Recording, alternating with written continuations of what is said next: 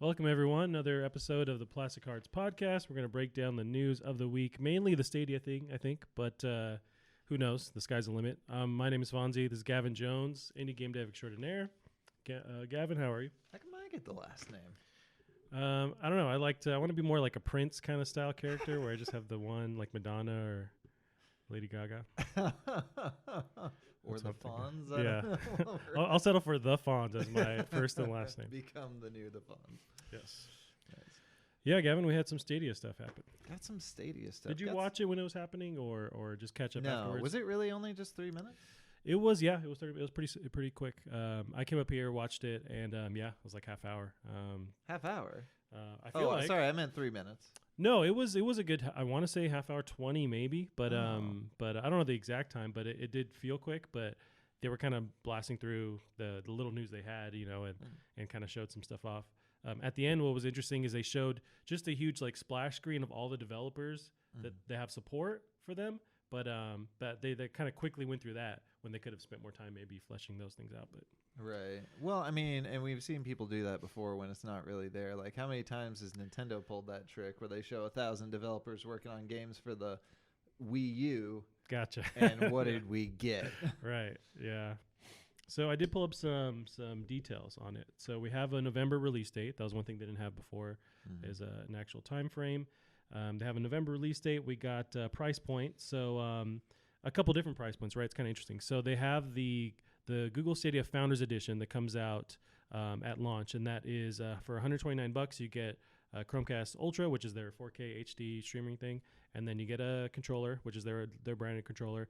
3 months of the Stadia Pass, which allows you to download games that are free, and then you get a discount on additional games as they come out.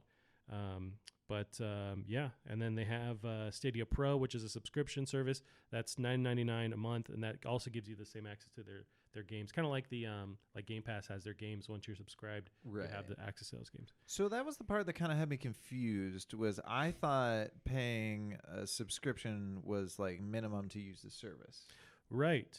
But there's another tier where they have, and it's not at launch, but they're looking to get it before the end of the year. It's a free subscription.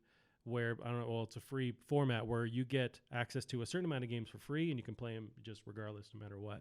And then you have the option to buy games after that. But right out the gate, you have to do $10. Yeah, right out of the gate, at least $10 a month. I've been reading conflicting stuff where it seems like the Stadia Founders Edition is the only way to play right when it launches. And then at a certain point, you can do the $9.99. That's what it seems like, but I could be wrong. I couldn't find a definite answer.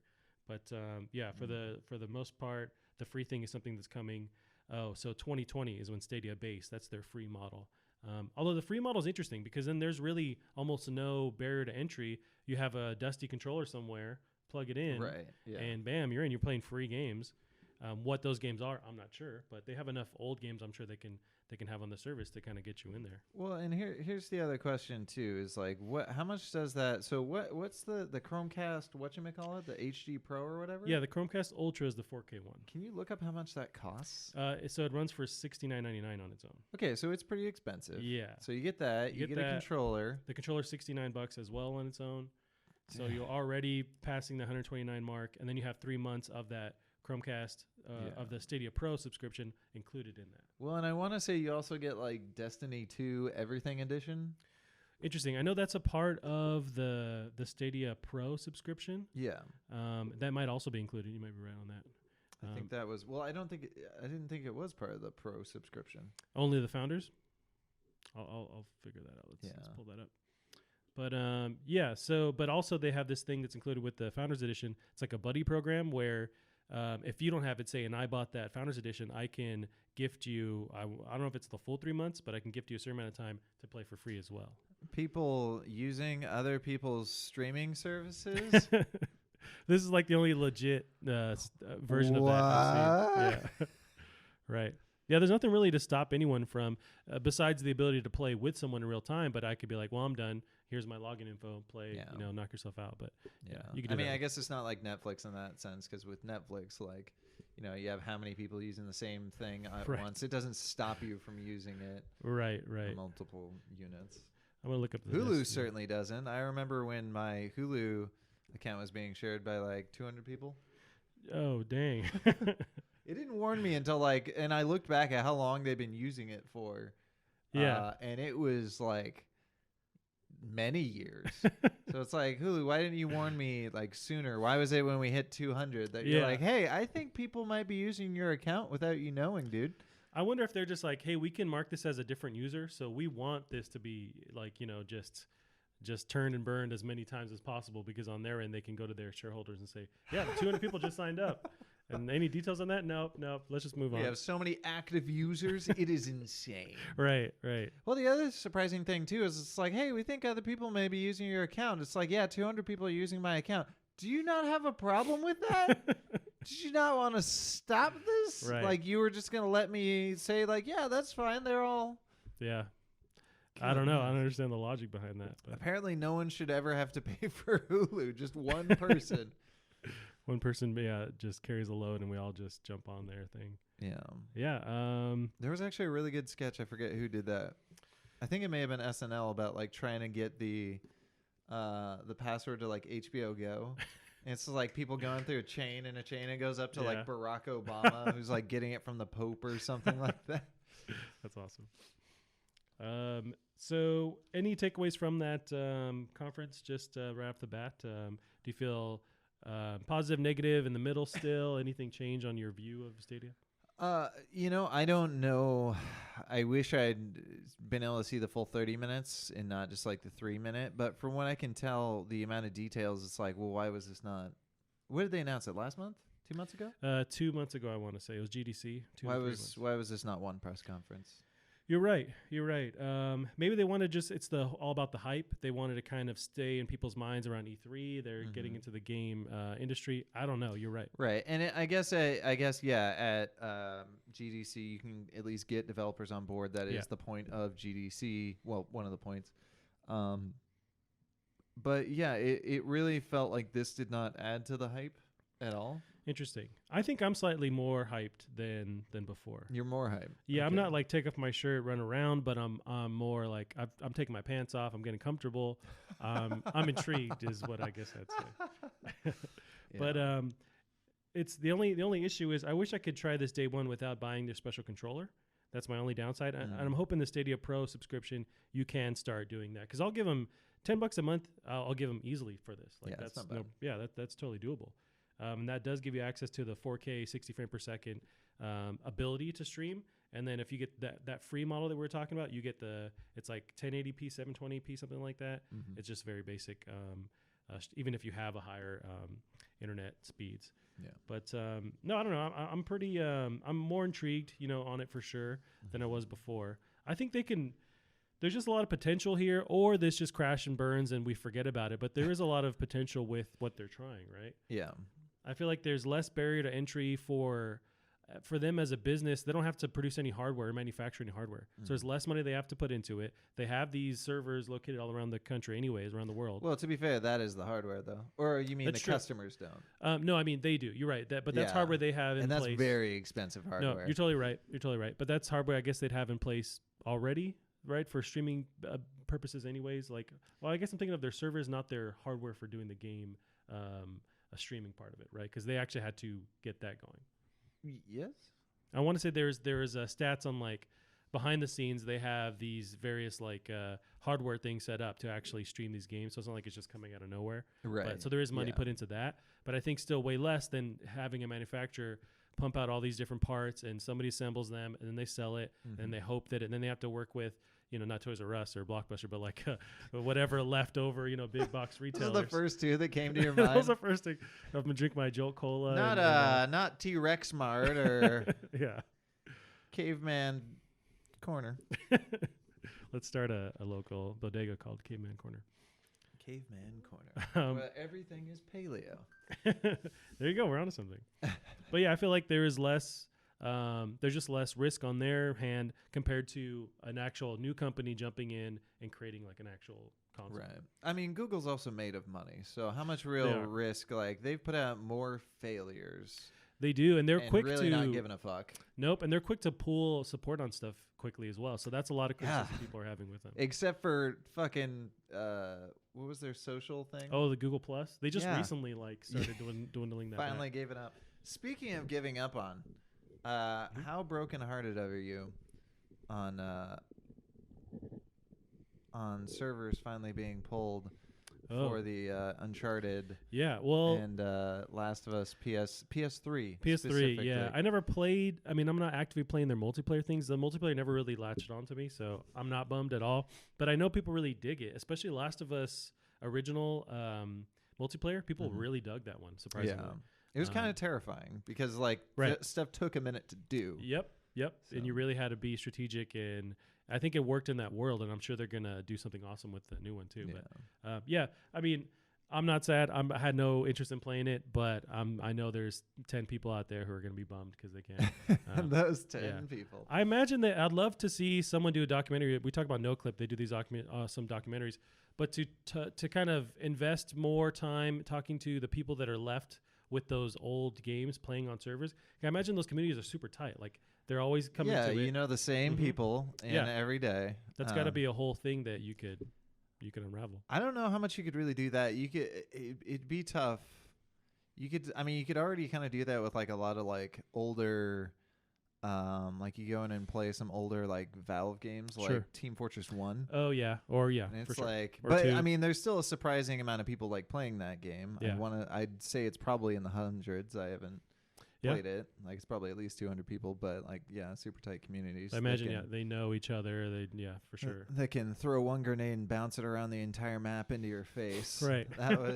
It was definitely a smart decision that they took grenades out of Team Fortress for Team Fortress 2.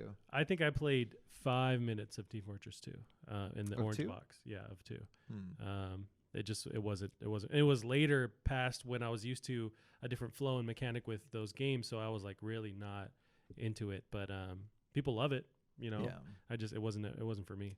I definitely liked it more when it first came out. Okay. When it was like you didn't have all these accessories and all of this crazy shit, and it was just pure sort of Team Fortress gameplay. And I really I loved Team Fortress 1. I played a ton of Team Fortress 1, so going into it. Okay. It was, I was only introduced with Orange Box, and it came with Team Fortress 2. Well, you also played on console, didn't you? Yeah. And that game is butt plugs on console. Maybe that's all I know as far as like that was my first experience with it. But yeah. I wonder who's now. That's Valve, of course, right? But like,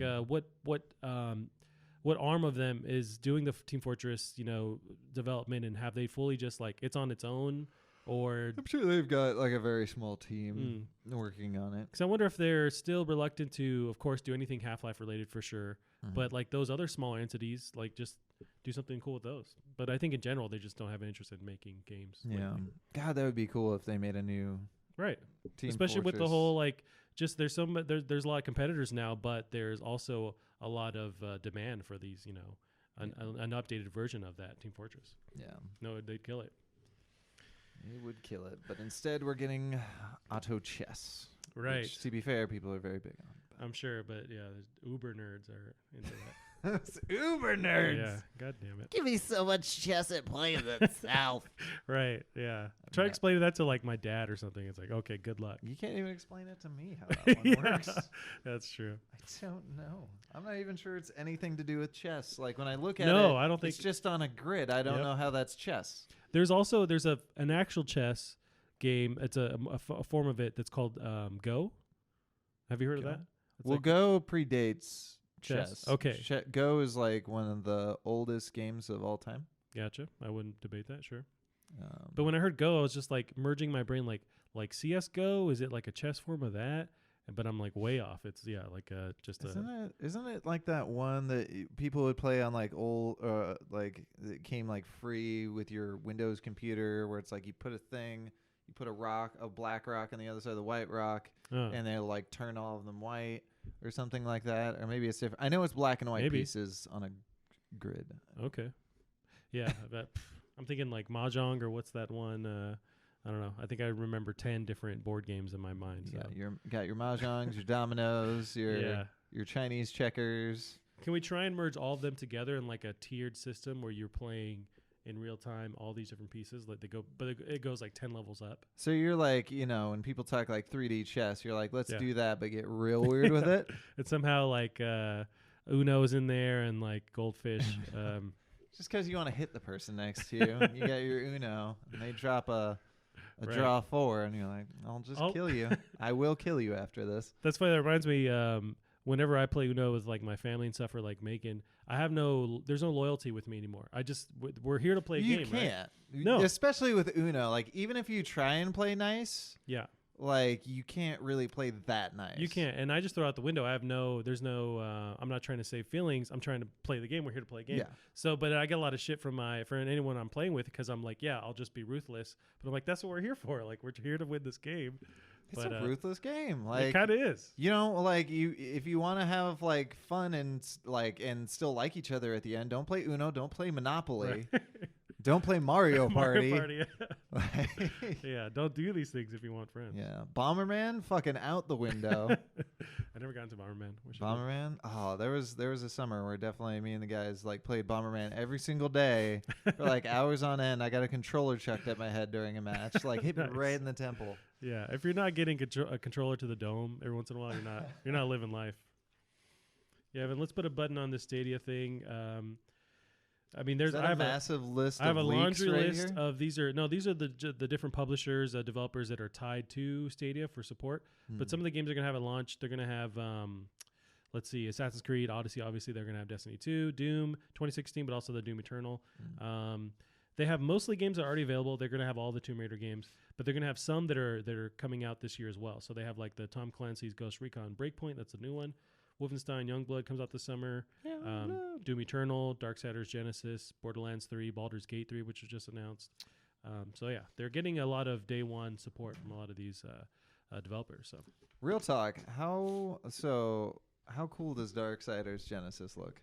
I haven't seen footage of it actually.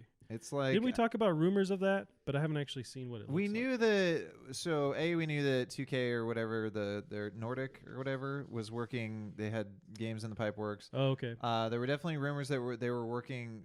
That studio specifically was working on a Darksiders spin-off, but nobody had any idea what kind of like what do you spin off into. Yeah. So this is definitely an interesting direction. People described it as like Diablo style, but to me that doesn't look Diablo style. That looks because it looks very like actiony. It looks like you have direct control. So to me that seems a little bit more like an X-Men's like Legends style game or something like that. Okay. Where you're controlling the That's guy. more up my alley. Where I Yeah. like that idea. Sort of like a beat 'em up or like a dungeon crawler, which I would be very fun. It looks like you can do co-op. Okay. Yeah, we're watching the trailer now. Now the actual, I think I'm thinking Those of the same friggin' franchise. boots. Yeah, it's a very emo looking character. I think they're keeping the similar design aspects of him. Yeah. But There's a fantastic critique from Zero Punctuation on the art design of these characters, which is like it's like you hired a really overambitious, freshly graduated design student Right. and had him start designing a character, and he just never fucking stopped. Just like keeps getting more detailed the Yeah. closer you get. and he's looking up like, yeah, you sure? I can just make it. So yeah, this looks like Actually, very looks dope. actiony. It doesn't look like a clicky Diablo style to me. That looks like you have direct control. Now the original games aren't this kind of style of gameplay, right? It's like a No. third person kind of view, and it's more actiony than that. Well, I mean, they're not, but also at the same time, like, how different really are they? Like, you're see. fighting dudes. Right. You're, it almost seems like the main difference is like where the camera is located. Gotcha. Why do you think the So- change to that kind of format with how it looks? I always wonder. I mean, THQ wants to put out like 40,000 games in development. Like, to me, I almost wonder. Right. I never know how hard these games are to make. So this may be something that's a little bit quicker. But that being okay. said, like, I don't know. I've never made one. These Sure. games could be super hard to make. They just don't look. Right. And that I think you're bad onto to make. something compared to something else. It could be faster to kind of, or more streamlined to put out something Yeah. like this. Maybe it reignites, interest in that title, that game, and then they put out something that's more traditional next time, or they keep going with this. Yeah. But This is another one. So I've told you in the past with these games, just like I don't really know anyone that plays them and is super excited, but every Right. time I see an article, I go into the comments and people are going fucking nuts. And I did that again for this one, and people absolutely blowing up, so excited for That's these cool. games. And I'm like, I really, it's one of those like under the radar, but still, huge within its community for sure. yeah. No, that's cool. I think I had read something that, and then when you reminded me of that's gonna be on Stadia too. So yeah. Yeah. So, and Yeah, people are that's cool. excited for this. They're just like, I don't even care. Just like, let me do a line of it, dude. Just Yep, just give me that Darksiders into the veins. Yeah. Yeah. Well, yeah, Stadia isn't out yet, so we got some stuff in between then. There was some Destiny news today. They did a stream where they kind of Going free to play. Yeah, going free to play and kind of talked about the future. So what's interesting is this is them without the control, I guess you could say, of Activision, right? I wonder how many of these decisions were made during their time or because they're now free from whatever control Activision had on them as a publisher, I want to say. Now, is this them with the chains off, or was this stuff that was rolling through they're already thinking about? I'm not sure. I mean, I almost wonder if they were thinking about doing it and then Activision wouldn't let them do it. Yeah. So like, why won't you just let us make money? Right. Yeah, so I pulled out some of the details. So this is from Jason Schreier from Kotaku. Here's the news. On September 17th, we'll see the next Destiny 2 expansion, Shadowkeep, which is set on the moon. It's bringing us back to the moon. That was, the first DLC for Destiny? Was that Destiny 1 or 2? Destiny 1, I think. Destiny 1, okay. Yeah. And maybe that was just the main mission in the Destiny. And features the return of a fan favorite, space wizard, Eris Morn. This one is completely standalone. No need to buy Forsaken or any other parts of the game to access it. Same thing with future seasons. Also starting on September 17th, the Destiny 2 base game, including its first year of content add-ons, will go free to play on PC, PS4, Xbox One, Stadia. The game will get some big changes alongside that release. It'll get cross-save across PC, Xbox, and Stadia, as we reported yesterday. And the PC version will move from Battle.net to Steam. It's also coming to PS4. This was a very last-minute decision, and then more on that too. Yeah. It's no on Epic as content. well, right? I'm not seeing this, but there's a PC version, so I wouldn't doubt that it's there. We can There's fire really that no off. reason not Right. to come to Epic. Yeah, we'll see what Destiny 2 is becoming an exclusive. I mean, if to it's an on Epic partner freaking PC. Stadia. Right, if it's on Stadia, I wouldn't doubt that it's on. But it's just not some kind of exclusive format. They did have a deal with PS4 for the longest time where they got the DLC first. And I know also in this news drop, they're no longer doing that. So everyone gets the same DLC at the same time. And let's see. So what was interesting is this very last minute decision to allow crossplay with PS4. All the other people were on board. PC, Cross-save. Xbox, cross-save. Yeah, I keep saying crossplay. That'd be huge. With cross-save, it was a PlayStation last-minute decision that was super weird. So if you watch the Stadia not trailer, but live stream, when they're breaking that down, that it was going to be cross-save among all these platforms, they had a little parentheses saying PS4 was still yet to be decided.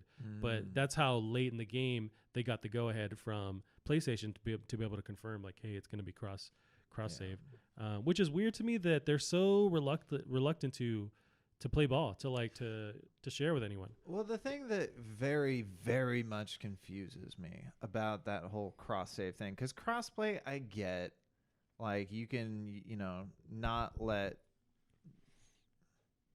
I mean, even though people have accidentally worked around, like when Epic allowed for crossplay. Oh, like PC and console kind of thing. Until people realized, and I'm sure that, Sony shook a fist at them. But this, like... really, what's stopping you? Is it literally just contracts that are stopping you from doing cross-save? Because it's just data on a server. There's nothing hardware tied to it. There's absolutely, I'm sure, almost like nothing difficult about doing cross-save. I think you're right. Yeah, I wonder what the deal is. If it's just, political stuff where they just don't want to do it. But really, it incentivizes players of that game to just buy multiple copies of it, because now they have... If they need to, they can play across all these different games or versions of the game, and all their stuff carries over. But yeah, I wonder if it's keeping people stuck on whatever DLC they have exclusive, whether it's PS4 or the other consoles. Yeah. I'm not sure. But it's also very cool that I think it's very cool that Stadia has this support. So the fact that, like, I can be playing on my Xbox, and that's how I'm enjoying it. And then I'm going to go hang out with some friends, and, we're hanging out at their house, and they're like, oh, man, I wish you could play Destiny. And I whip out my phone, and I can start playing Destiny, which I'm sure would play like garbage. But that's interesting, because although it's nice to have that option, and that's what we're kind of going to in the future, is just more options, albeit maybe crappy options, higher end options, but options nonetheless. Yeah. But we'll see. And then with that Xbox, they have their xCloud thing, which I'm sure they're going into detail with E3 coming up. Yeah. They also have that option to whip out a phone and play on it, and What they'll do? What? Whip out. Oh, what do? Yeah. I know there's some support with Sony too, with PS4 talking to iPads now, letting you use your DualShock to talk to your iPad, which then talks to your. It's streaming the video from your PS4. I know that's an ability you can do too now. They're talking about more, but I don't have the details on it. I also don't have an iPad, so I just see that and go, okay, cool. Yeah. Awesome. It definitely does. That's still another thing I'm very excited about, though. Microsoft conference, I mean, it's going to be very exciting. I think I even sent you a text message about it the other day. It's like, we know it's going to be good. Like, yeah, we're not. That's one I'm hyped for the most. We are not worried, which could suck if it's actually bad. But yeah, maybe we should kind of taper our emotions and. I mean, that's probably what made like last year so good, because I really wasn't expecting like Microsoft to just come out on stage and whip it out and like, yep. goddamn, okay. So, but like, I think that's really going to be the thing is this year going to top last year, or at least be on par with last year? And I would even take a little bit below par. Like last year was an absolute mind blower, but yeah, how is it going to stack up? Right. Is going to be the big thing. No, I think it's their ball to drop. It's theirs to really miss. I mean, they have no. Yeah, you have Square Enix doing their thing. You have Bethesda, but really, there's no direct competitor with Sony there anymore for this E3. Right. So they have the time to shine. I'm hoping that they take that and run with it for sure, and just go balls to the wall and like really just kind of try and take over. I think they can do that. Hopefully, with those crazy announcements we're expecting, like the Switch support, or something even more bonkers. But God, that'd be cool. Yeah, especially with it. Like, what if that was what they're talking about with that new? And it's like you could speculate anything with that whole thing of like we're bringing something new. Yeah, sure. To the conference, like what is that? And please let it be Switch support. Right. Yeah. No, I hope so. But I mean, we'll see. I think I know that CD Projekt Red is going to be there. So I imagine they're going to be Microsoft. Well, they're going to be at E3. I don't think Yeah. they've specified where exactly yet. They said they're doing a behind closed doors like gameplay thing, which is frustrating that they're doing that again. But I'm saying if they're going to end up anywhere, it would be on Microsoft's conference to show off a newer trailer or something update on the game, right? Which is also going to elevate their conference even higher to have Cyberpunk there too. Yeah. I could see using definitely like Stadia to play Cyberpunk, because there's no way I'm going to be able to afford a system that can play that game. You just put your computer like right next to your router, just as close as possible, as much of a connection as possible, and then you just play that way. Exactly. That's also a game where I don't want it to. I'm not a big nitpick for like resolution and stuff in general, or frame rate for the most part. But there are some experiences where I do want it to run the best possible, and I think that's a game where I would prefer that. Well, good luck on that one. Yeah, yeah. I don't have a awesome PC, but they're gonna streamline it for whatever next gen console too. But I'm sure that's gonna be one of those games where even when it looks like shit, it looks better than most things. Right. Oh, I'm sure. Yeah, and E3 is literally this weekend, so it's funny because this whole week has been like a little mini E3 with all the stuff that's leaked. Sure, and has little mini announcements. A lot of announcements. Nintendo decided to just do a friggin' Pokemon Direct. They did, and they even said like they're changing up their format, so there's going to be a little more video thingies. I was very confused. Okay. So there's going to be even more content than usual for the next Nintendo Direct. Yeah, okay, so like they'll have a main Direct and then maybe mini Directs besides the tree houses. Like I really don't know what's going on with their format, but that's really exciting. You mentioned Pokemon, or you mentioned Nintendo. I forget what you actually mentioned. Both. But they did have a Pokemon Direct yesterday, where they just gave some more information on Pokemon Sword and Pokemon Shield. How interested are you in this newer Pokemon coming out?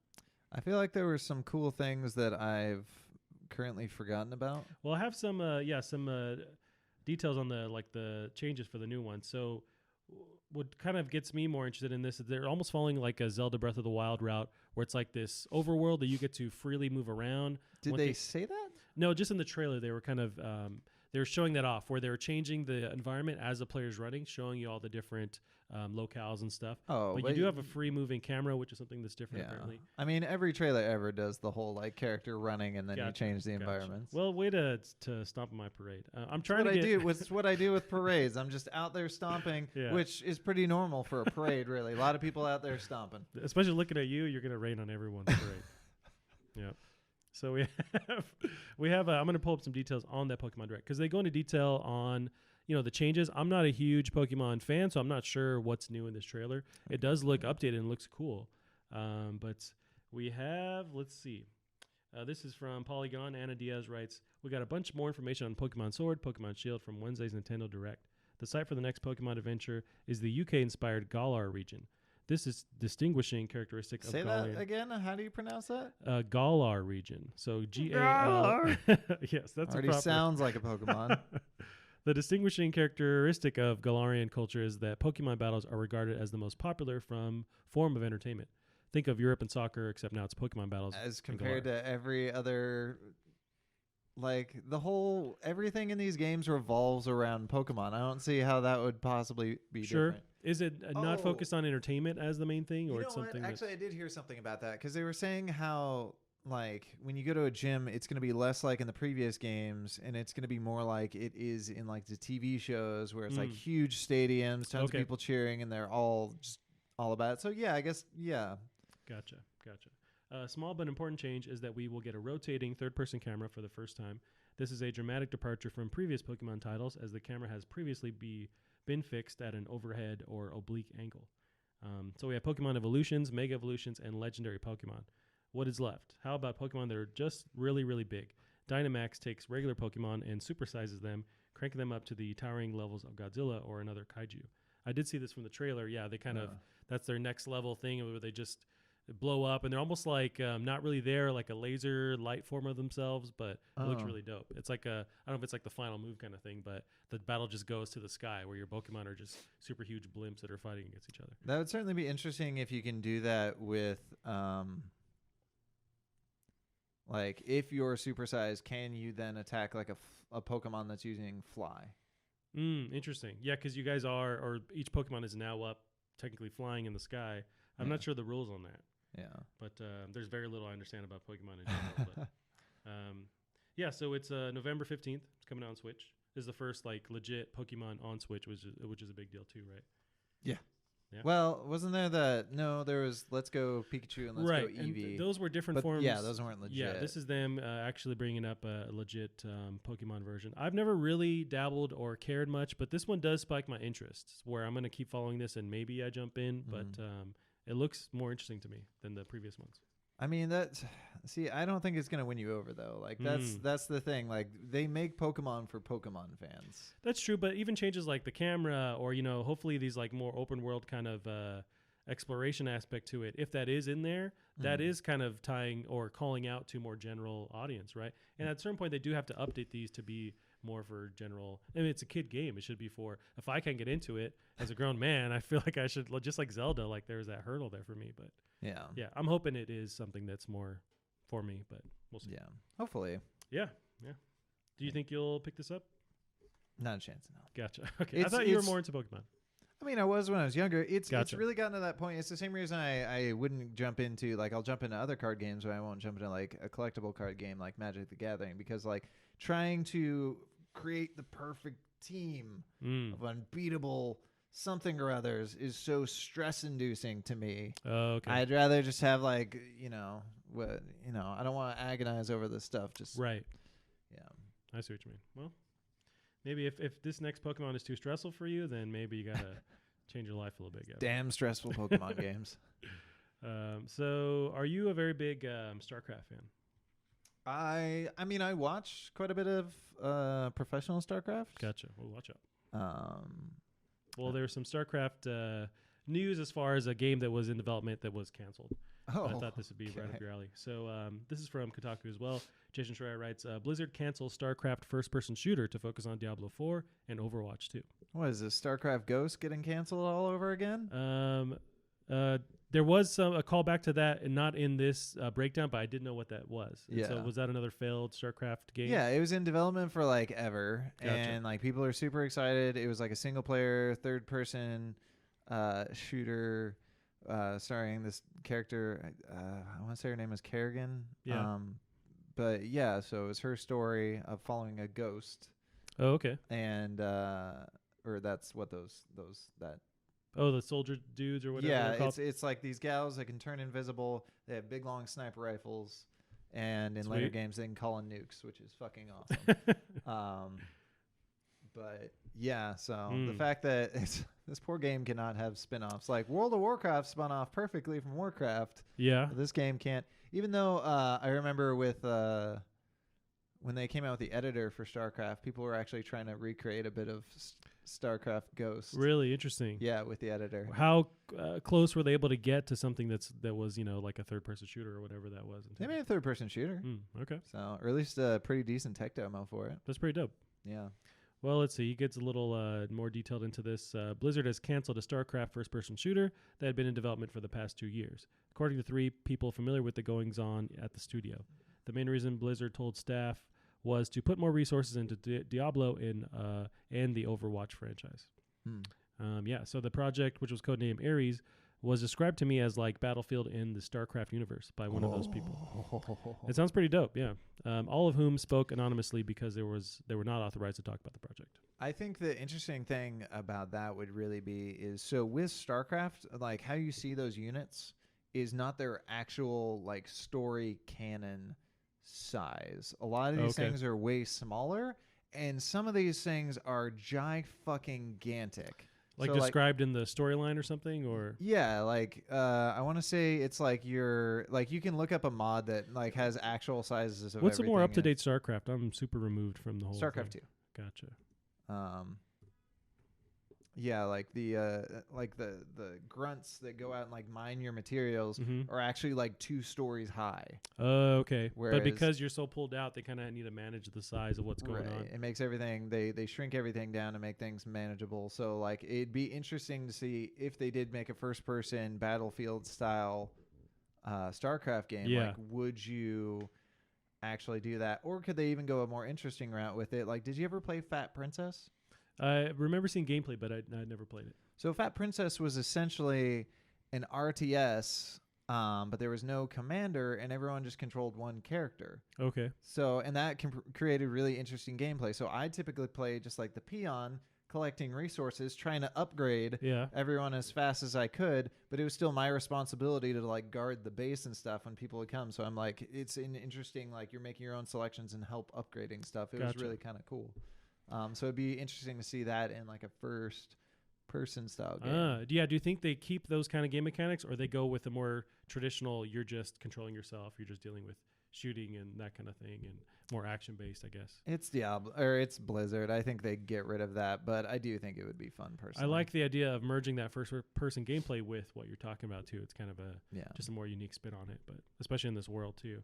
We're looking at the StarCraft 2, some gameplay, but no. I always liked how the world looked, but I'm just not a super big fan of this style of gameplay. For me. Yeah. No, I love watching it. I absolutely adore watching it, but I cannot play it to save my life. It requires too much attention span, too much finger dexterity. Like I just can't. But it's so fun to watch. Really good pros just go at it. This is also to me one of those classic PC games in my head. Yeah. Where it's just this. If you have to dig in my brain for just like classic PC gameplay, it's StarCraft or something, Diablo, something like that. Yeah. Doom. Right. Some original Doom. I did see, I don't have a picture of it. I'll pull it up, but they're at E3, they have those huge, not mosaics. They have those huge paintings they'll do where they take over a building and they'll paint some kind of new thing. Yeah. Like I think they did a huge mural for Spider-Man 2 or Spider-Man on PS4 last time. But they're doing one for Doom, and they're taking over 3 buildings, like huge buildings, and creating this huge piece of artwork, and it's awesome. Just as you mentioned Doom, I thought of that, but I'm what gonna a cool show project to be on. Oh yeah, I caught the actual like artist that the picture that he that they're painting is based on. He's just been giving updates, just how long it's been taking to create it. But they have like a team of people on scaffolding creating it. Yeah. That's got to be absolutely crazy, considering like just making the original piece of art. Because even though like that piece of art's gonna be like blown up huge, like you still have to make the original very, very, very, very high definition. So that you can blow it up huge without it looking like garbage. Especially so because they have a guy who's like now painting, like just chunks of his armor, like, but super close to it. So yeah, it has to be incredibly detailed. But so we have some footage from the ground of them painting it and just how huge it's like. I think it's a well-known hotel too, but okay, now it's back to gameplay. Here we go. This will put it in perspective. But apparently it's pretty much done. But they've been working on this for like the past week or 2 weeks. I really hope the new Doom has. I heard the multiplayer for. No, I wasn't thinking of Doom. I was thinking of the new. What was that game that came out? It's not Wolfenstein, right? Or is it another Bethesda game? Yeah, it was another Bethesda game. With multiplayer. It's not Rage. No. It didn't have any multiplayer. What's their other shooter that they're doing? I don't think it was Doom. Maybe it was Doom. But there was one that came out that sort of had like these, Space Marines like that, and it was pretty like there was like a spark to it, but it wasn't quite good. I see. And I'd love to see. I do feel like you could have a really good Doom multiplayer, especially with like they got that weird hookshot thing on the. Yeah, it's gonna change it up on the shotgun. You know what? I am not interested at all in the multiplayer. I did try in the last one, Doom 2016. I jumped in. It's so fast. And I just leave thinking that's awesome because it's great for that community that digs it and wants that speed and that whole thing. But I just like the single player campaign they built. Yeah. I want more of that. Absolutely. But I don't think have they talked very much about the multiplayer aspect to the new Doom? I don't think they've talked about it at all. Maybe at this next Bethesda they'll go into detail because they'd have to. I imagine they're going to drop a release date very soon, so this is their time to talk about the multiplayer. Oh yeah. But no, I'm super crunk for this game. Playing Rage 2 gets me more and more just like wanting. It's a really good pre-order bonus for Doom. That's basically They should have kind of bundled that together. It's the it could have been the Crackdown of right. Yeah. Yeah. Did they give the original Crackdown for number 3 or what? They no, did you something just gotta like that. no. If you bought Crackdown, then Halo 3's multiplayer right. beta, you got a key for it. Yeah. But then everyone's like, wait, this game's actually fucking great. I remember doing that, and the game was awesome. It was actually super dope. And then, so good. Being on that beta for Halo 3. You're totally right. Forgot about that. I feel like I don't see that too often nowadays, them bundling that kind of thing. No, and I don't think it'd work as well nowadays. Gotcha. So people be all butt hurt and whatnot. There was some news on a video game movie. They're moving on with Tom Holland. I want to say the Spider-Man dude, right? Mm-hmm. He's going to play Nathan Drake in the Uncharted movie that they're officially going to make. So it's 2020. Tom Holland? Yeah. As like young Nathan Drake, maybe? Yeah. Okay. Right. There was an effort to get, is it Nathan Fillion to play... I know Nathan Fillion did a fan film. Right. I think that was their attempt somewhat to get him to be... He could be an older one, but I think they're trying to think... I mean, that's the problem. He's not... Like, back in his heyday when he was, like, real... He for sure could have been, Yeah, but now he's kind of thick Fillion, which I love. Which, give me break me off a chunk of that for sure, but yeah. Yeah. But, they're future-proofing, and they want to make a franchise, I imagine, so they get a younger Tom Holland for that. But, yeah, it's a 2020, December 2020 release date. I don't think they've yet to start filming it, but I don't trust an Uncharted movie to be good. No, we don't need them. The game is a movie, and it's an awesome movie. It's a really good movie. Yeah, and we have 4 of them, and there's a DLC and stuff. Like, we're good. Like, I know they want to Sony. I didn't pull it up in the last couple weeks news, but they're developing their own arm to like just do movies on their own, like video game movies based on their properties.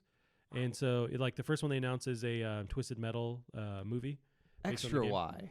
Yeah, so I just don't think I'm not a big fan of movie games in general, just especially with games that are so cinematic where they've already done the work, like they are their own movie. Like there was an effort to get a Last of Us movie. And it's like the game itself does all that. Yeah, we're good here. I mean, I guess you get that cool story to,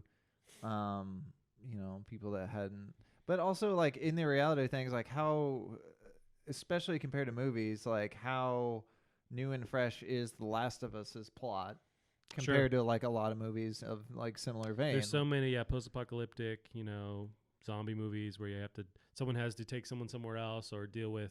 Yeah. I mean, The Walking Dead, they have endless episodes of that whole idea. So like do we want to put that movie up against Children of Men? Like, I don't. Dang, yeah. And it's funny, a lot of those movies or games rather take their inspiration from the movies itself and create the thing.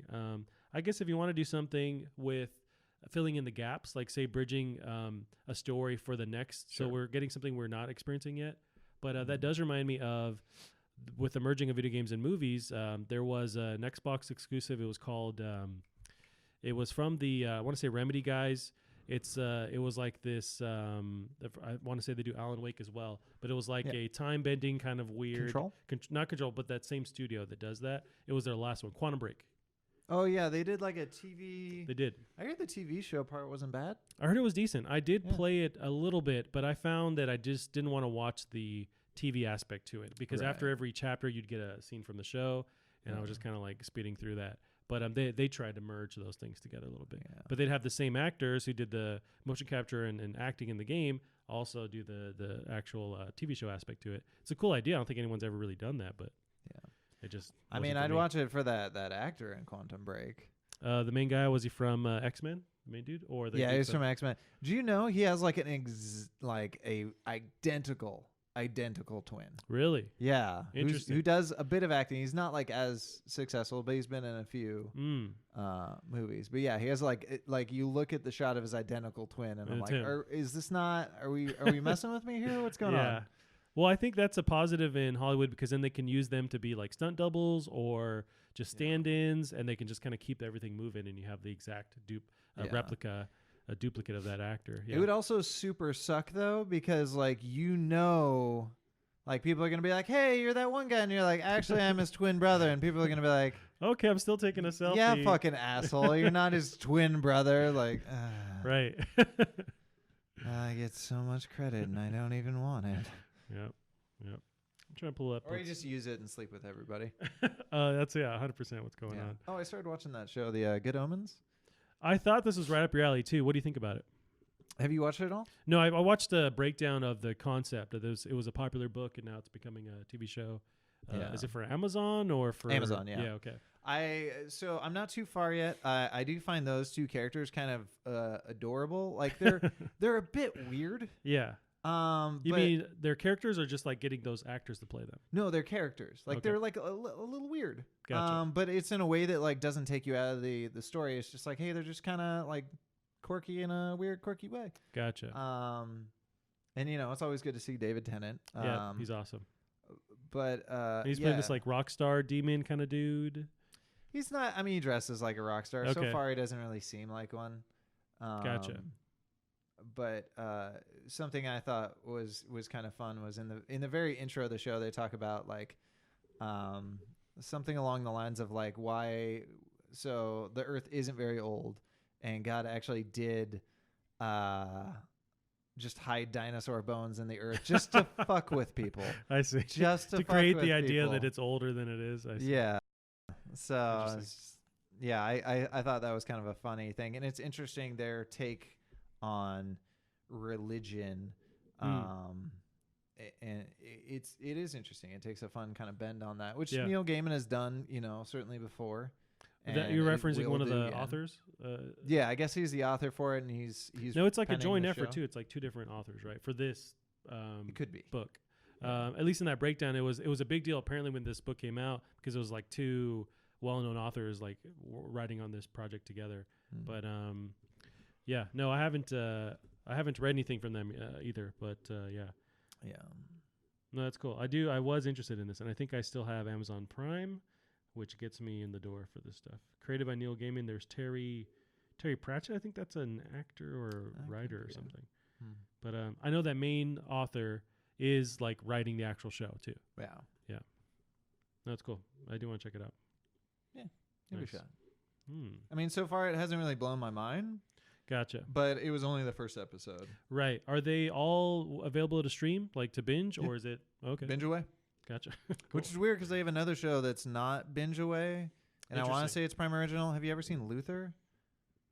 That's with Idris Elba? Elba, right? Is it Oh. him doing that role again? Like, did they bring him back, or is it something Yeah. else? Oh, okay, that's awesome. And it's like, did you ever see any of? Yeah, of me and Luther? Megan watched like bits and parts, or I did rather, of the last couple seasons. It was dope. Yeah. It is so fucking good. So they are. It was weird with the last season because I'm like, how are they going to continue that? Mm, And I then don't they remember. fucking continued it. Okay. And now this new villain, from what I saw in the trailer, looks absolutely terrifying and is gonna give me a hard time sleeping at night. Okay. Which, I mean, that's all the bad guys in that show ever have been like, you're gonna have trouble sleeping at night. Yeah. But It's been this a one- while, so I'm kind of super rusty on what actually happened in the show. But I remember Idris Elba being he was a detective, I want to say. Yep. But it was kind of on the BC Luther. yeah. I'm not sure if it was like he was operating in like a gray area. Very much Legally? so. Okay, That there you was go. that was his thing, and he was very good at hiding it from his coworkers and stuff. And even like his partner was like, who clearly knew he did the stuff, but he would always kind of do it out of the shadows. But it was Gotcha. God, it was good. Nice.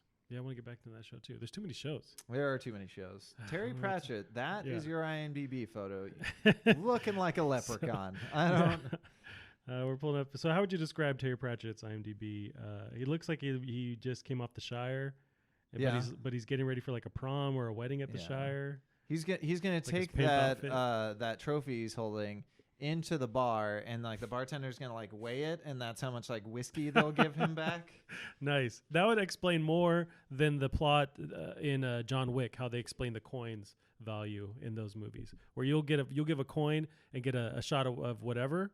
A Yeah. whiskey, and then you also buy a gun or a suit with a coin, or pay for someone to clear out dead bodies. Like they don't explain the currency in those. I movies. totally forgot about the coin thing. Yeah, it's just one coin can do anything apparently. But yeah, Must Maybe. be some good whiskey if you're spending a right. gold assassin coin on it. Yeah, I think that's really it for the big news of the week. Of course, we're waiting to see what happens with E3 this weekend. Any big out of left field predictions you're imagining for like the big, whether it's Microsoft or Bethesda? So Square one Enix. I don't think is completely out of left field, and I would put $5 on it. Ooh, I think Nintendo is gonna say Link's Awakening out now. whoa, that's a pretty baller move. And I will just stop watching E3 at that point. Just like, nope, I got what I wanted. Well, see, the only question in my mind with that is that that would insinuate that they're like really good with their whole streaming aspect of dropping, digital games. They have that marketplace in effect for sure. Yeah. But they're still so tied to like actual physical copies. They'd have to have that already set up with, GameStops and Targets. Like they'd already have to have that thing ready to go. That's my only, hesitation with, because that sounds awesome. But I It feel could like be. It could be. Yeah. I knowing mean, that's the them- thing. I don't know how big that game is going to be on shelves. I know, and for sure it'll sell shelves. Okay. But yeah. But see, that's still more likely now in this state of Nintendo than 5 years ago. Oh, They wouldn't- God, they yeah. wouldn't be do No. a out now thing. Well, didn't they do like an out now last year? I wouldn't doubt it. Yeah. I think when they dropped news on the that whole Tetris battle royale was a out now kind of thing. That was Yeah. a weird one, man. I That still was have a yet weird- to understand how to play it, and I don't think I'll ever jump back in because I was so frustrated and angry.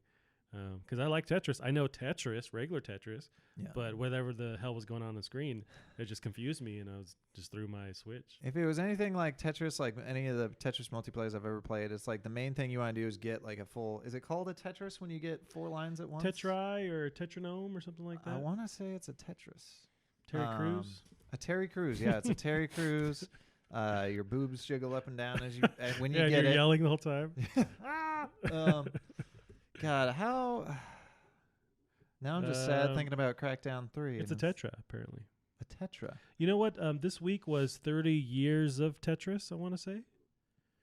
I know it just celebrated an I'm anniversary. older than that game. I didn't think I It was like the 80s, like late 80s. Yeah. And it's like, yeah, anyways. But so that's one of your predictions, right, for out of left field kind of Yeah. bomb drop moment. What else are you thinking? Okay, so I'm 35 thinking years. 35 years. Mhm. Holy cow. Okay, so Tetris. it does beat me. Yeah. So It might have conceived you or gave birth to you. I think didn't they announce there was going to be a Battletoads game last year? Oh, yeah, I forgot to bring that up on the last one. They showed it that they're working on it, Microsoft. So I imagine we see that this year, right? I think that's going to be really cool. I That could be an out now thing. I still think the game's going to be bad, or like it's either going to be bad because it's too much like the original, or it's going to be good because it's nothing like the original one. Because the original is a garbage game. I remember it being hard or frustrating, and it's very arcadey, right? Like almost like Ninja Yeah. Turtles-esque, where you're going left to right, but it was like super brutal with the. Yeah, well, like the beat 'em up parts were fun, And then well, sort of. I mean, there was definitely a little bit of bullshit with that, but it really wasn't too bad as far as beat 'em ups go.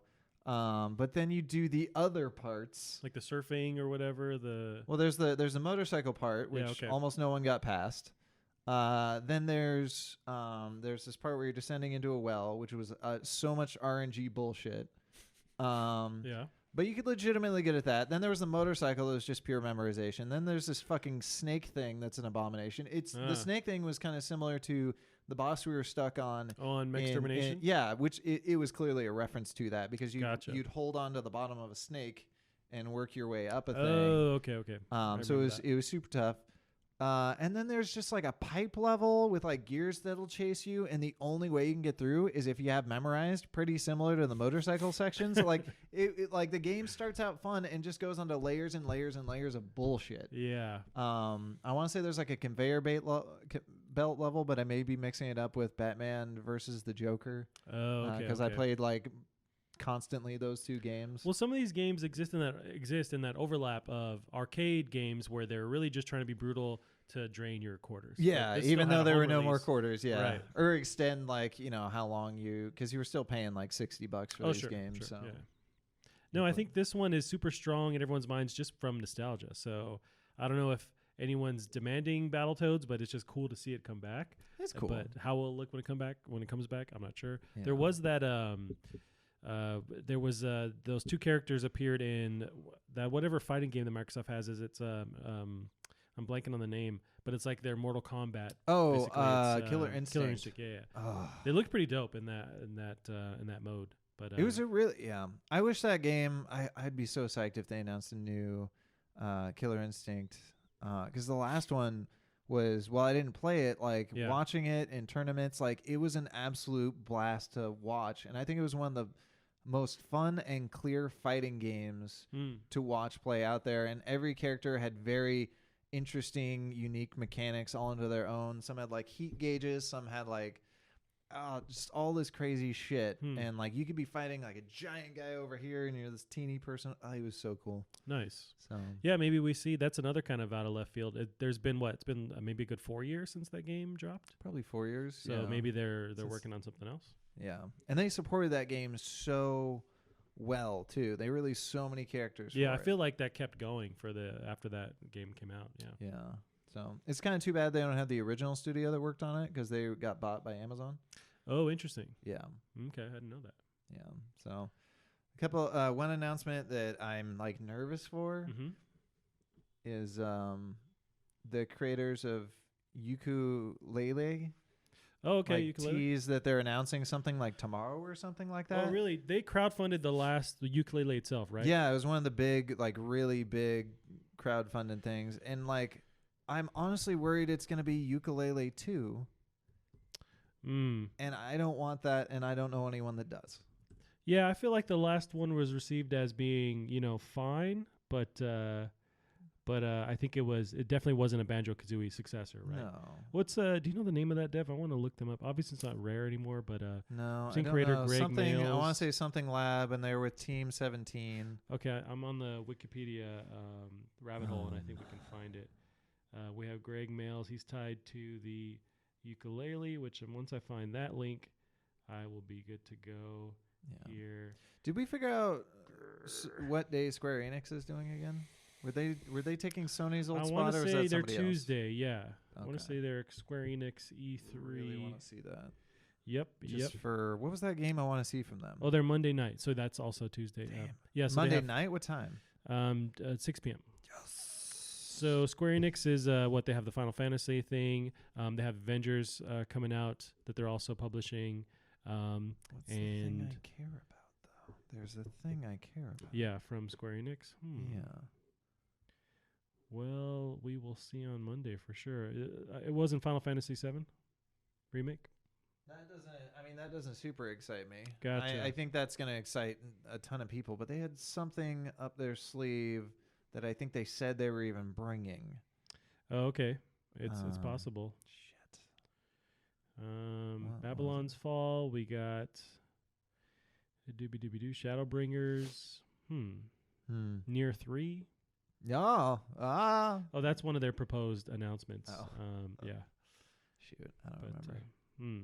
Now, here's the question: Mhm. What in the actual fuck is Netflix going to announce?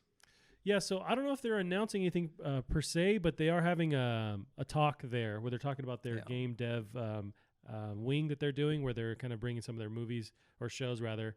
But you never know. Maybe they would announce that, hey, we have other titles in production too, like that are based on some of their actual shows. But I'm not sure. Can be weird. When we're talking about like just out of left field predictions, I do keep thinking about lately about BioShock and how I think it was what we looked it up. It was like last year they actually or it was leaked that 2K I want to say is still working on something secretly, but I'm wondering if maybe we see a teaser this year. Do they still own the rights? Apparently, I don't know who has the rights to that. Yeah, Is it yeah. 2K? I think they still do, but it's one of their because there's like a couple different iterations of Yeah. 2K or versions of it.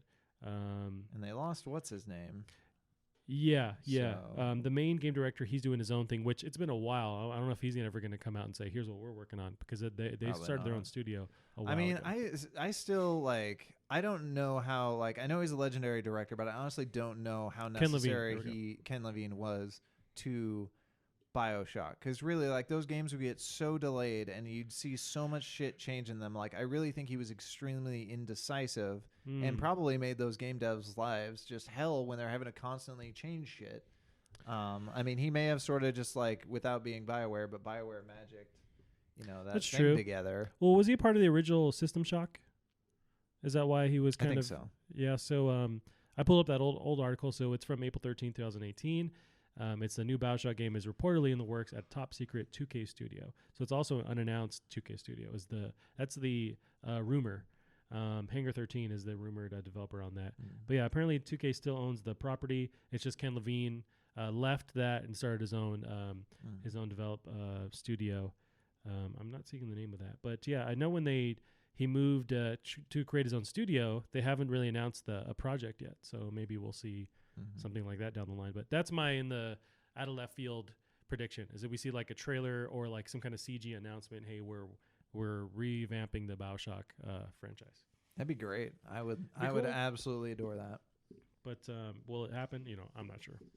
Yeah. But I know with Microsoft, they're going to show off some Halo Infinite. Yeah. And I wonder if they'll show that Halo Infinite is more in the style of like Destiny 2, where there's this kind of like hub, existing world that you jump in and you're always kind of playing this multiplayer that adds to the story and kind of a change from the traditional Halo style of doing it. That would be interesting. Because the whole Infinite tagline in that original trailer they dropped last year, they showed this world with other people kind of moving around in the warthogs and stuff. Yeah. Master Chief was still there, so that's where it kind of changes a little bit. But this kind of existing world that you jump on and you don't necessarily take over as Master Chief. Maybe you're one of the Spartans, but I know they'd have to have nothing of this. Yeah, so that was the last year's. It was just like a quick CG trailer they show off. But they show off this world, and you see the Halo ring in the background, and there's just kind of all kinds of stuff happening, but with the humans kind of existing.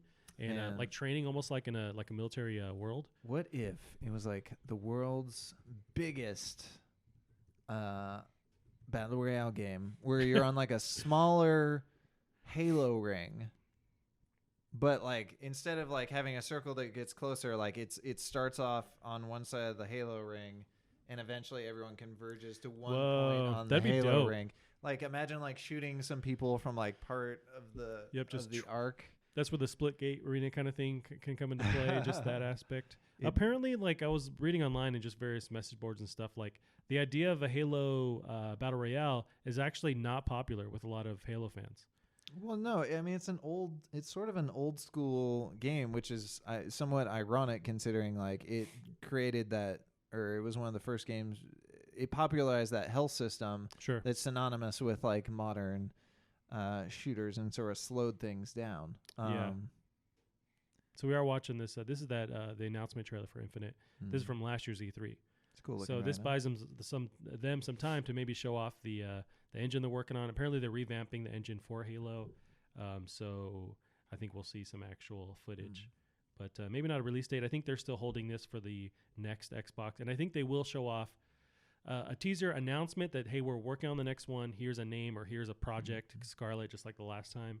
I think we'll see something like that, like an official tie to that. But yeah, so they've been showing this world in the trailer that you're on, and it seems like you have access to multiple parts of the world. There's different aliens, different stuff going on. You know what? They don't show off the Halo rings in this, so this is just a separate world. Yeah, it just looks like a planet. But they showed off a team setting off a flare. You see Master Chief walk on scene. So, yeah, I just okay. Here's where I was seeing you traversing around this huge world. So maybe this open world kind of aspect to it. Well, but they've had, I mean, the environments, especially in there's a like Halo ring. 3, have been really big. Yeah. But I think just like with Destiny, how you're jumping around different points of the universe, but this jumping around different points of this ring and just really expanding the actual world in a sense. But yeah, I just kind of, this makes me think it's maybe a different take on it. I remember that now, the slip space. Right. So this is them that? changing it up. New engine this time too.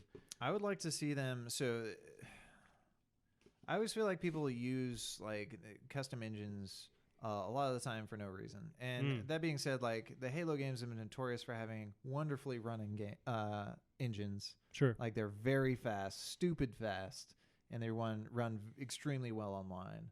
So I guess I can give them a little bit of credit there. But I would still like to see, one of the advantages you have by having your own engine is you can do something with it that would be hard to do with another engine. You could build something in that you really can't do. So I would like to see, if they are going to have their own engine, I would like to see it have some sort of feature that's hard to do elsewise. Like you think like a good example is like, that's why I like Minecraft had to have its own engine. Like doing those voxels worlds like that, like that's so fucking hard. If you don't build that in, like it's just going to run like shit.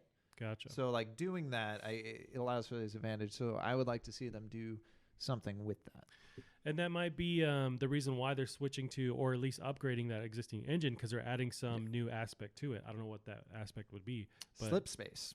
Right, whatever that means. Slip space. Yeah. That is, I think in the lore, that's what they use to traverse the universe. That's their wormhole thing. So that makes you think of travel or movement and connecting worlds. So that also ties into my idea of them just kind of changing how you jump around from level to level, or this hub world thing that they might be working on. Who knows? I'm talking out of my ass, but yeah. So something I had a thought about. So so Sony sort of touted their solid state drive technology for their next PS4, and I really think they are actually going to start doing more crossplay, because in my mind, like the next generation, it can't just be better graphics. You know, it can't just be more players online. Right. Point. So in my mind, the next thing you really have is less waiting, more playing. You're not waiting on load times basically at all. Yeah. If you have crossplay, you're not waiting for your lobby to fill up at all. Like, where can they reduce the friction and just get people, how can they get them more connected? Are they gonna, I would assume they would allow for more technology for streaming to your phone or to some sort of pocket device. Like less waiting, more fun. Yeah. And I think that's going to be 100% the theme of the next PlayStation. That's really where the benefit of using like a streaming aspect to it, because you can just boot it up and it's already running or already going. Yeah. But I would hope so. And it seems like the industry is leaning towards now, especially recently, more of a cross-play, cross-save, just everyone communicating with each other, so you can hopefully quickly jump in, but also there's less barriers between everyone. But it seems on Sony's end, they have no initiative or any reason to really play nice with anyone else, because they're the top dogs, at least in this generation. But yeah, I do hope that they break down those walls and work on faster gameplay, or just jumping into experiences faster. I find that lately, like I booted up, there was an HD pack for the last Borderlands 2, and I played on PS4. It looks beautiful, but I'm a stickler for like intros into games where if it's a cutscene I can't skip, or you're not giving me the story along the way, it really just bugs me. And so I put it on mute, walked around. I think I was doing the dishes. I found that it was done and came back. And it's just, that's me lately, where it's like, and I'm down to like experience a story or a cutscene right off the bat too. But if you're not latching on to me, let me still do something while I'm getting the story that's been explained to me. And they did a terrible job. And that's granted, that was a super old game. Yeah. But that also ties to that with games that just let you play right away, like the last Spider-Man that came out. Yeah. That first intro is amazing. You just jump out of the window and you're playing the game. It's awesome. But that's not something Sony can really affect. No, you're though. right. You're right. Yeah. Right. But I just in general, I like games that are moving towards that, or just realizing that I'm a person and there's momentum, there's timing, and just kind of realizing that. And I don't want to sit through these cutscenes or like training missions in general. Just let me kind of just train me along the way. I love games that are smart about that. But so I'm a huge stickler waiting in general. Yeah, I did find that with one of these games recently, the wait time was actually pretty low during loading different scenes, to where if I can pull up my phone and get on Twitter or whatever website, that usually means the load times are pretty slow. But like lately, I think even with Rage 2, by the time I pull it out, I'm already moving across the map. So it's like I put it away. Yeah. So that's kind of a good gauge of how long am I waiting. Yeah. But we'll see. I'm all down if that's the focus in this next gen. So that's the other thing. Like, what more fat can they really trim though? You've reduced loading, which is you've reduced waiting in a queue. Yeah. Which I still think is one of the biggest things, crossplay between these two things. Like, you think how that affect people. So many people complain about the 8-man raids of Division. Yeah, because it's like, not only do I have to find 8 people that play this game, but they also have to play on the same system. Yep. They got to play at the same time. Like, they actually have to play this game. Like, so that's gonna reduce so much stuff. And having cross save, like, in case you don't have cross play, you can at least buy on the system, right, and play with your buddies and go back. The more they're gonna make more money letting people play for the most amount of time on their console itself. So if you remove those little barriers, then they're hopefully spending more time playing your game. That means you eventually make more money off whatever cosmetic stuff they buy, games they buy. Ooh, you know what? I bet a thing that they could work really hard to do, that Steam basically already has. So something that Stadia has is they describe as like no patches, which is not at all true, because they're going to patch the game, and they want to advertise it like you won't feel it, but you kind of will, because essentially like you'll be playing the game, and at some point like you're going to stop. Like, let's say you're playing and now the patch you're on is old. All of a sudden, the people, like, you're not going to be able to matchmake with people because you're only going to be with the people on the old patch. That's true. So you have to restart your game. So there's technically a patch. So I could see very easily with this having really, really, really strong encryption technology like Steam does. Yeah. So where you can download an encrypted patch well ahead of time. Oh, okay. So it would feel like you're not downloading a patch. Gotcha. Now, when is that patch then loaded onto the game, like, so you don't feel it while you're playing? I mean, you'd have to stop. You'd have to reset like you would with Stadia. But if you have that incredibly quick, because it's already loaded like a day in advance. Yeah. And then in addition to that, you what was I saying? You have it just being loaded. Yeah. So encryption. It's still slow, but it'd be a lot fast. It'd be a hell of a lot faster with a solid state drive compared to like my drive. So that could really make patching less painful. So you've made, no patch times, no load times, no queue times. Like, you just have all this free time to live your life now. Yeah, you're just playing the game. Like, I don't. No, I think we're already like with this current generation.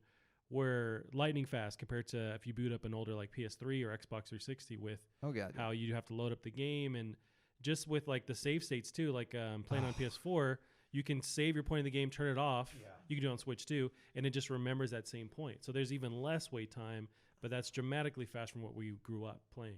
So it's pretty awesome. But yeah, to even make it faster would be. I'm all for that. But I absolutely adored the save states playing Breath of the Wild.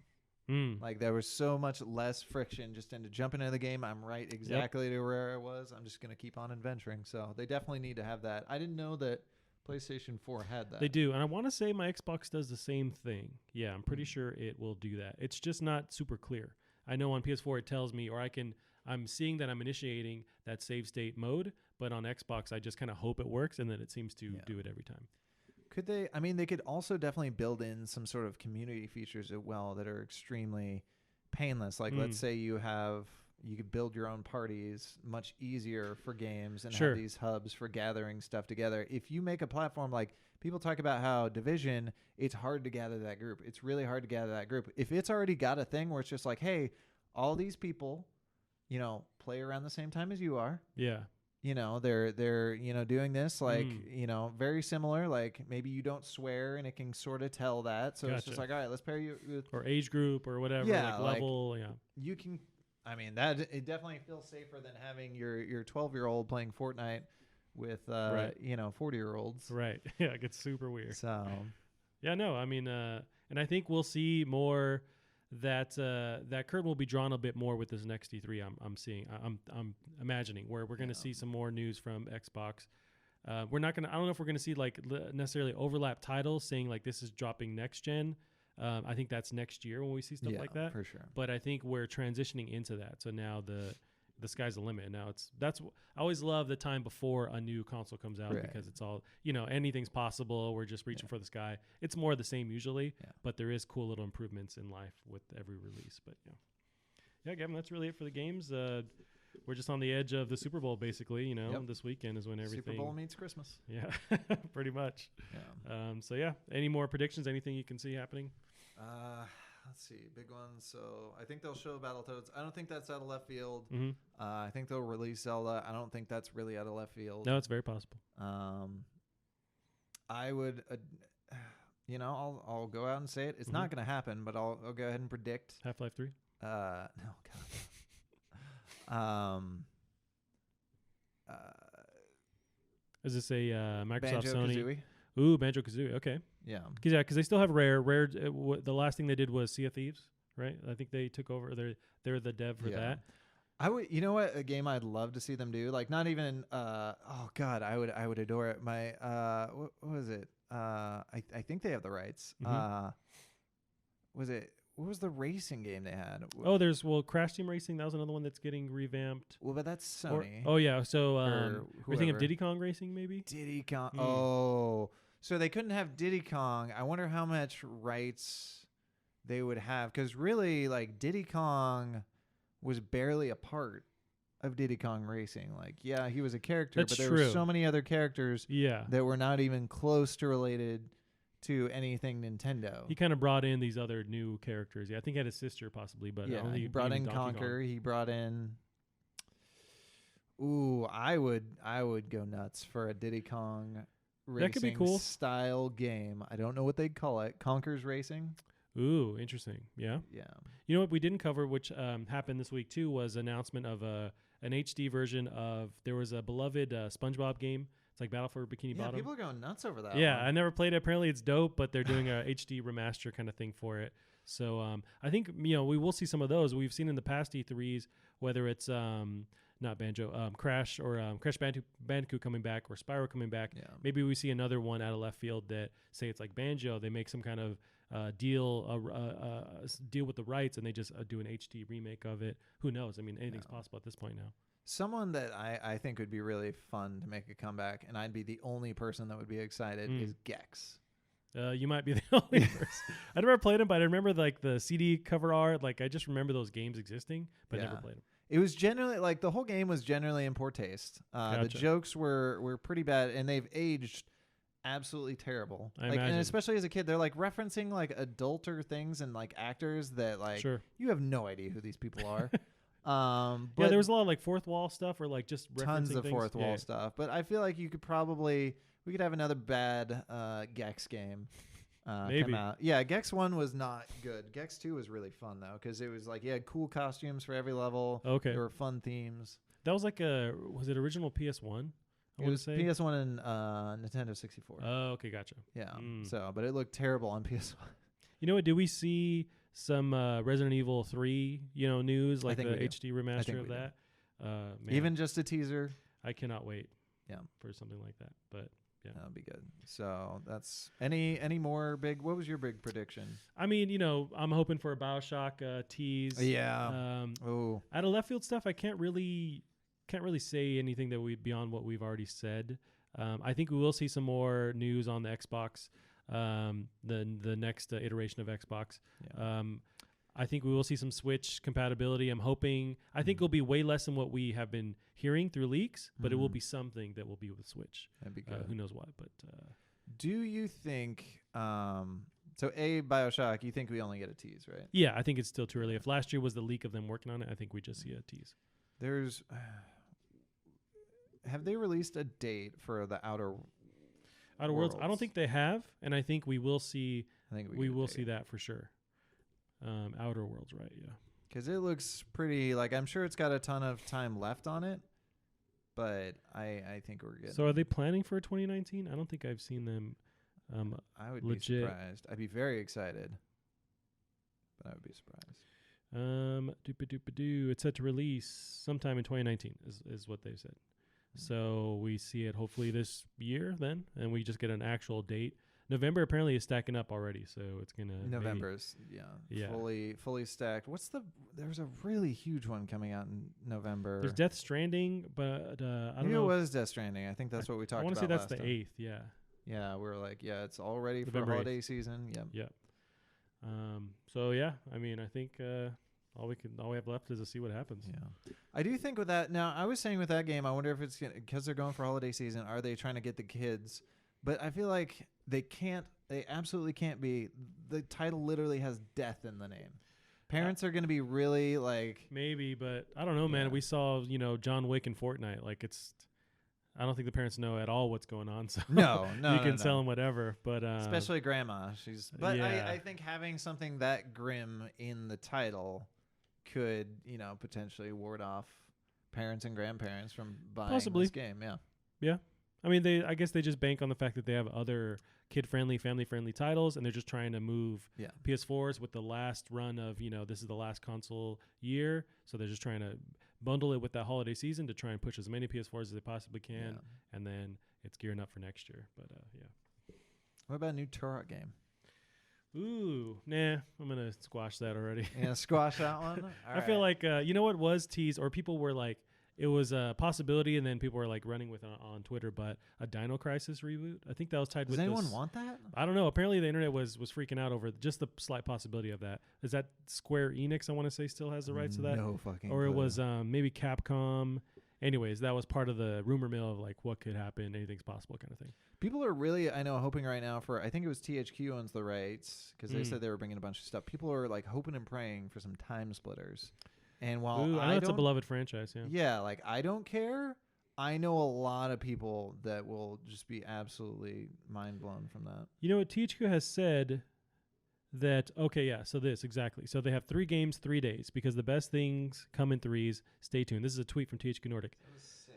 So that must have been the Darksiders, and then June 5th was the SpongeBob. So tomorrow they have an announcement at 7 p.m. for something. Wait, but it says June 6th, 7 p.m. June 6th, 7 p.m. 2 p.m. Eastern. No, yeah. Central Standard Time, I want to say. No. But I think the Darksiders was earlier. Eastern Standard Time. So, yeah, it must have been somewhere between 7 and 2. I'm so confused. I think by noon tomorrow is what I'm banking. We'll see what THQ Nordic has up their sleeve for their last game reveal. Yeah. But, this is pretty dope for them to just kind of spread it out between the week. Because I think they know also everyone else is super hungry waiting for E3. So that might be the best time. If you don't have anything super, amazing to drop, you drop it on the week before because everyone's waiting for news. Yeah. But, so we'll see something tomorrow. Yep-a-rooney, Gavin. Well, let's end it there. We have our predictions. Who knows what will happen, and then we'll kind of touch base and clear the dust. Come next week and see what happened. But Gavin, I cannot wait for the first one's on Saturday or Sunday, right? First one's on Sunday. Yeah, we got Microsoft Bethesda Sunday, and then we have Square Enix possibly. I want to say Monday, Nintendo somewhere in the week. I want to say they're kind of ending out the week. But I have it. Ready for it. Yeah, Sunday, Microsoft, Bethesda, Devolver. On Monday, we got the PC Gaming Show. We got Ubisoft, Square Enix. Tuesday, Nintendo. Tuesday? Come on, guys. Right. But, so it's going to be, it's a time. What a time to be alive, Gavin. What a time. All righty, Gavin, let's end it there. Where can they find you online? You can find me at Drunk Devs on Twitter. Awesome. I'm also Fonzie Pants on Twitter. And this has been Plastic Cards Podcast. We'll see you guys later. Bye-bye.